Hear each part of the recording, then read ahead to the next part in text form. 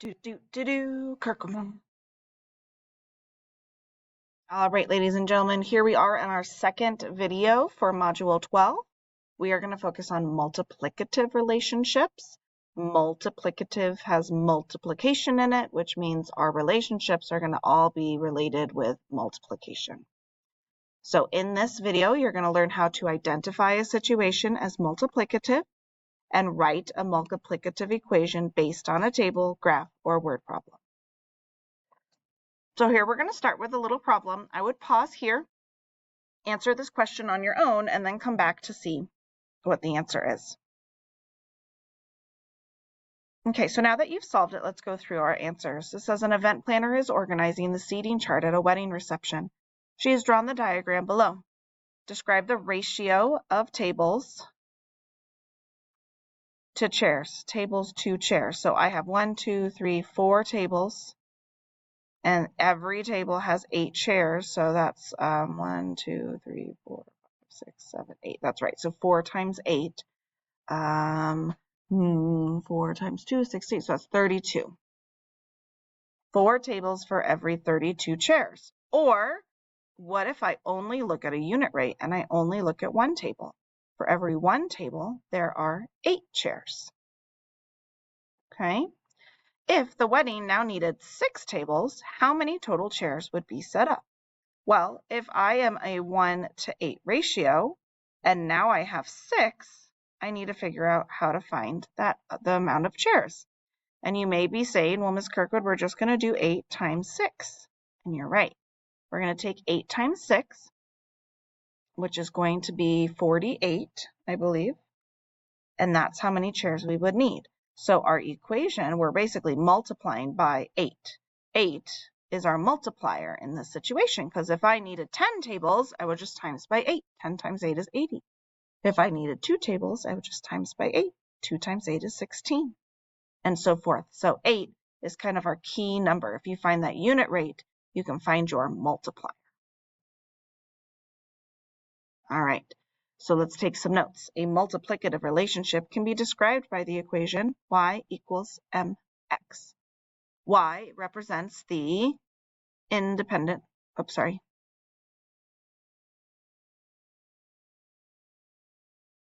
y represents the dependent variable.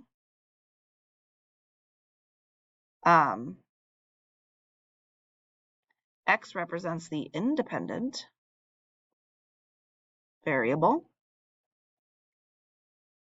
and m represents the constant or multiplier. Okay, it's the thing that's going to be constantly there.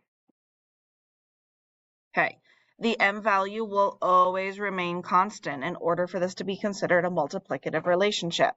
If it changes, it is not multiplicative. We cannot use y equals mx. It has to be the same. So in these tables, we're going to check and say, okay, what is our multiplier? What is our constant? And then we can write an equation if we could figure that out. So I like to call these H charts because they kind of look like an H when you draw them out. And inside the middle of our H chart, we always put our process, which is kind of like the equation itself. We're putting what's going on, right? So to go from 2 to 8, what do I multiply by? To go from 3 to 12, what do I multiply by? And this number should be the same all the way down my table in order for this to be considered a multiplicative relationship. 2 times 4 is 8. 3 times 4 is 12. 4 times 4 is 16. 5 times 4 is 20. 6 times 4 is 24. So because this multiplier is the same every time, it is m. It is our constant. And now I can replace the m in the equation to write y equals 4x. 4 times x. No matter what x is, I'm going to times it by 4 to get y. Going back to our previous problem, our multiplier was 8. No matter how many tables I had, all I had to do was times by 8 to figure out how many chairs. So our equation would be y equals 8x. And that way, if the wedding planner came back and discovered that they actually need 16 tables, all we would have to do is replace x with the number and we would find y. So that's kind of how these equations work. So take a minute and pause and do table 2 on your own, and then join me and see if you figured it out. Can you find m and the equation?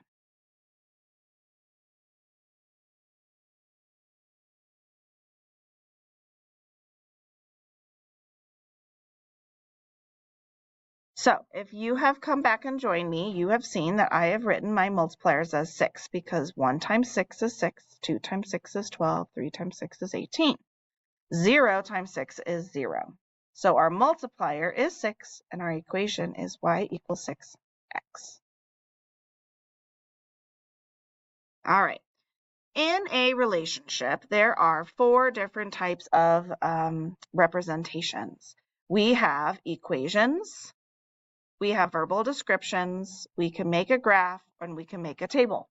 And you know how to do all of this. So what we're going to practice is from a description or from one of these forms, can we fill in the rest of these forms to represent the situation? So in our first description, we have the cost of an ice cream cone. The cost of an ice cream cone is $1.50. Okay, so with this, I should be able to fill in my table, my graph, and make an equation. We first need to figure out what are the variables here, okay? And luckily, our graph gives us a clue. So we've got an x variable of number of cones, how many ice cream cones you're going to buy, and we have a y variable of total cost.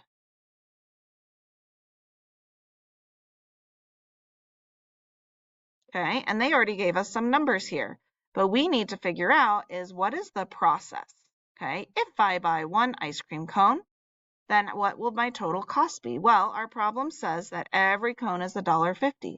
So if I buy 1 ice cream cone, I'm going to times that by $1.50, and that will get me my answer. If I buy 2 ice cream cones, I'm going to times that by $1.50, and I will have to pay $3 for those ice cream cones. If I buy 3 ice cream cones, same thing. And you can kind of see we're just going to fill in our table based on the information that every ice cream cone is $1.50.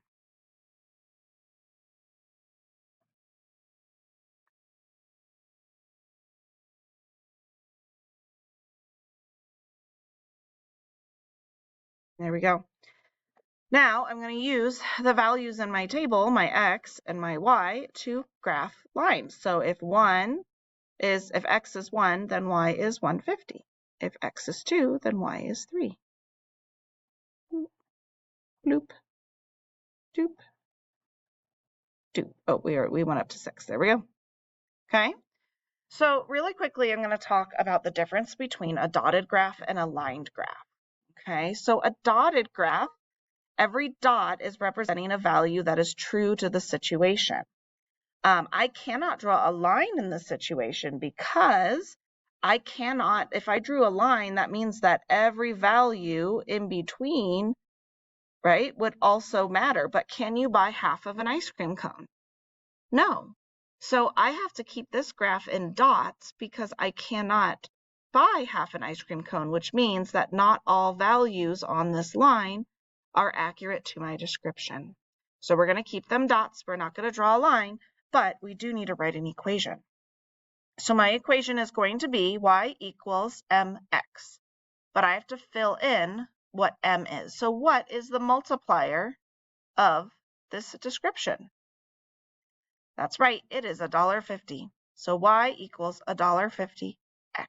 And that is all 4 representations filled in. On this slide, we are given an equation and then we have to fill in the rest. So let's start by putting an x and a y in our table.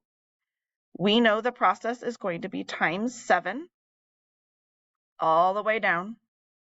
And then let's start filling in some numbers. We don't know what we're doing to do times 7 yet. We don't know the context, but that's okay. We can still fill in a table. So if x is 0, y will be 0 because 0 times 7 is 0. If x is 1, y will be 7, because 1 times 7 is 7. If x is 2, y will be 14. 3, 21. 4, 28. And 5, 35. Now we can graph. So I can start 0, 1, 2, 3, 4, 5, 6, 7, 8, 9, 10. And then over here, we're going to kind of skip count by 7s. 14, 21, 28, 35, 42, 49, 56, 63, 70. And I can graph my points. I have one at 0, 0, 1, 7, 2, 14. There we go. Now we have to give this situation. What in the world am I doing? And then timesing by 7. So we could keep it money and say something costs $7 each time. Or we could make it about like groups or baskets. We could say that for every basket, there are 7, I don't know, oranges. Okay, so down here would be number of baskets. And over here would be number of oranges. Our description would be exactly what we just said. For every basket, there are 7 oranges. And there you go. We have it filled in. Now, for this one, I would also probably keep it dotted because could I have half of a basket? No. So I can't plot any points in between. But if we did something more like, let's see, what is one we could have half of? Could be something with money. Could be something I could buy a part of. Or it could be, it could be time. So let's say for every hour, there are 7 cars getting on the freeway. I would draw a line for that one because I could have half an hour and a half, and I could still have cars going on the freeway. All right, our last one, they're given a graph, and we have to fill in the rest. So when you're given a graph, I highly recommend filling in your table first. We know our x value, we know our y value. X is time, and y is miles. Okay. Then you're going to try to find some dots that go together. So right here, 4 and 100 are some numbers we already know. So let's just say, let's do 1, 2, 3, 4, 5, 6. So if we go 100 miles in 4 hours, then what number do we think is here? How many miles are we going in 1 hour? That would be 25. 2 would be 50. 3 would be 75. 5 would be 125. And 6 would be 150. So using our patterns, we filled in our table. And now we can go and write our equation. What is the process? 1 times what makes 25? 2 times what makes 50? That's right, it should be 25. Okay, for every hour we drive, we're traveling 25 miles. For the description, you can say, write exactly what I just said, or you can make it more detailed and talk about Sally and Joe are going on a trip, but we're going to keep it basic here. We're going to say the car went 25 miles every hour. Easy peasy. And that's it. That's how you write multiplicative relationships. That's how you graph for them and write equations for them and descriptions.